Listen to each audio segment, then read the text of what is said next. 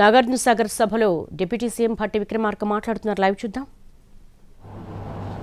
పెద్ద ఎత్తున నాయకత్వం వహించినటువంటి అధ్యక్షుల వారు అందరం కలిసి మీతో కొన్ని విషయాలు రాష్ట్ర ప్రజలకు తెలియజెప్పాలన్నటువంటి ఆలోచనతోనే ఈరోజు మాట్లాడుతూ ఉన్నాం.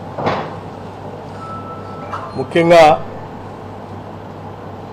నాగార్జున సాగర్ లాంటి బహుళార్థక సాధక ప్రాజెక్ట్ని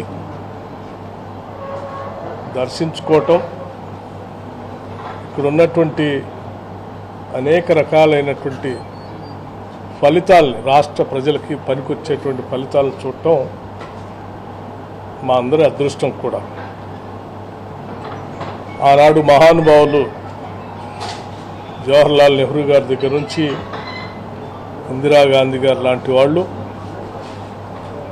ఈ దేశంలో గ్రీన్ రెవల్యూషన్ రావాలని అనేక బహుళార్థక సాధక ప్రాజెక్టులు కట్టి దేశంలో ఆహార పదార్థాల ఉత్పత్తి గణనీయంగా పెరగాలని, తద్వారా ఎవరికి కూడా ఆహార కొరత లేకుండా ఉండాలని వారు వేసినటువంటి ఆధునిక దేవాలయాలు నిజంగా ఈరోజు భారతదేశాన్ని పెద్ద ఎత్తున రక్షించడమే కాకుండా ప్రపంచ దేశాలకు కూడా ఆహార ధాన్యాలని ఉత్పత్తి చేసే స్థాయికి, ఎగుమతి చేసే స్థాయికి ఈరోజు ఎదిగా. ఇక్కడ ఉన్నటువంటి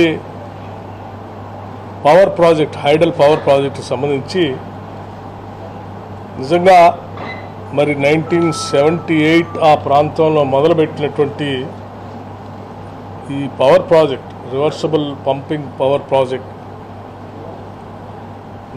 చాలా గొప్ప టెక్నాలజీతో ఇది రాష్ట్రానికి పవర్ని అందించేటువంటి కార్యక్రమం అభినందించదగినటువంటి విషయం. ఈరోజు చాలామంది కొత్తగా పంప్ స్టోరేజ్ పవర్ ప్రాజెక్ట్స్ అని నూతనంగా వచ్చిన టెక్నాలజీ అని చాలా ప్రచారం చేస్తూ ఉన్నాం. అటువంటిది 70sలోనే ఆనాటి కాంగ్రెస్ ప్రభుత్వాలు ఇటువంటి ప్రాజెక్ట్ పైన రివర్స్ పంపింగ్తో ఎనర్జీని, విద్యుత్తును ఉత్పత్తి చేసేటువంటి కార్యక్రమాన్ని హిటాచీ లాంటి కంపెనీలకు సంబంధించి యంత్రాలను ఇక్కడ తెప్పించి, ఆ రోజుల్లోని జపాన్ లాంటి దేశాల నుంచి తెప్పించి పెట్టి ఇక్కడ చేపించిన విధానం నిజంగా మనం అందరం గర్వించదగినటువంటి విషయం. ఇక్కడ ఉన్నటువంటి 8 యూనిట్స్లో ఒక యూనిట్ జనరేటర్ అయితే మిగతా 7 యూనిట్లు కూడా generator plus pumping, reverse pumping, power generate చేయటం, రివర్స్ పంపింగ్ ద్వారా జనరేట్ చేయటం కూడా ఈ 7 యూనిట్స్లో పొందుపరిచి ఈ దేశానికి అందించినటువంటి ఒక గొప్ప వరం. అది దాదాపు 21 లక్షల పైబడి ఆయకట్టుకు నీళ్లు అందిస్తూ